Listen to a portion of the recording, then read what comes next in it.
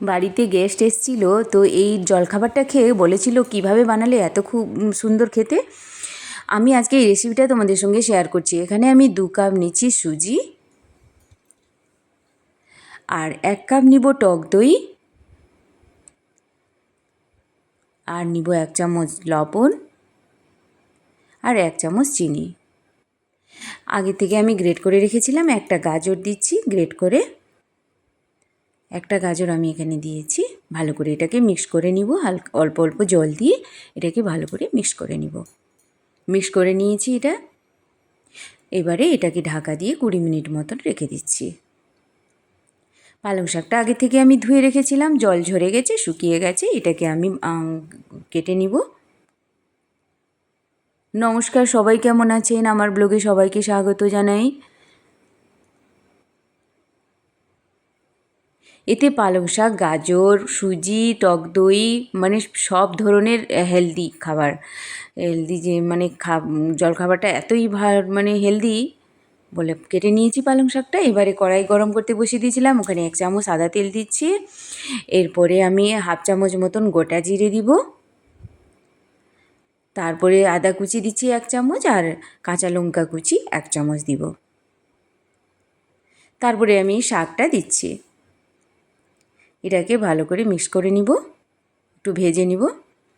দিয়ে এটা সিদ্ধ হওয়ার জন্য একটু 2 মিনিট মতন এটা ঢাকা দিয়ে রেখে দিব।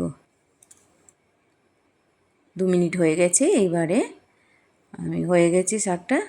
এবারে নামিয়ে নিব একটা প্লেটে। দিয়ে এটাকে ঠান্ডা করে নিব। প্লেটে নামিয়ে শাকটা ঠান্ডা করে নিব। 20 মিনিট হয়ে গেছে, শাকটাও ঠান্ডা করে নিয়েছি। এবারে ওই পালং শাকটা এতে মিশিয়ে নিব, দিয়ে ভালো করে এটা মিক্স করে নিব।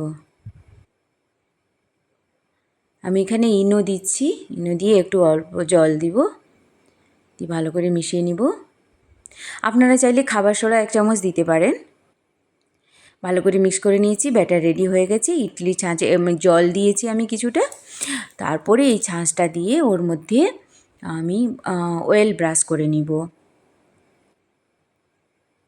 আমার কাছে এটা আছে, এটা অনেক দিনেরই ইডলি ছাঁচটা। আর এখন স্টিলের বেরিয়েছে, অনেক ধরনের নতুন নতুন ভ্যারাইটি বেরিয়েছে। এবারে একে একে আমি এই ব্যাটারটা দিয়ে দিচ্ছি।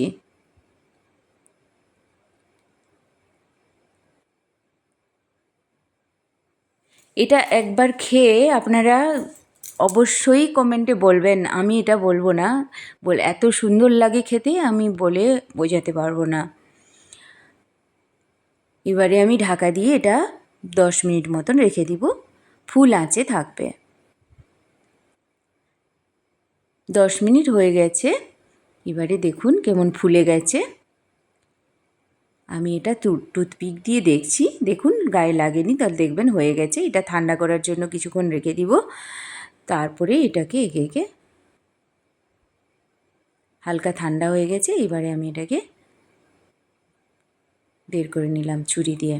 দেখুন কি সুন্দর, কত বড় বড় হয়েছে আর কত সফট।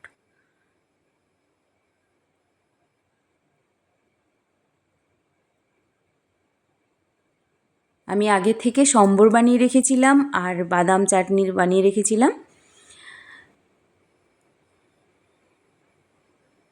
আবার বাকি ব্যাটারটা ছিল, ওটা আবার এবার এইভাবে বানিয়ে নিয়েছি। এবারে চলুন, এবারে সম্বর আর চাটনি দিয়ে খেতে এত ভালো লাগে। আপনারা ট্রাই করে দেখবেন। আমার রেসিপিটা যদি ভালো লাগে তাহলে লাইক, শেয়ার, সাবস্ক্রাইব করতে ভুলবেন না। কি সফট হয়েছে দেখুন। এতক্ষণ সময় দেওয়ার জন্য ধন্যবাদ।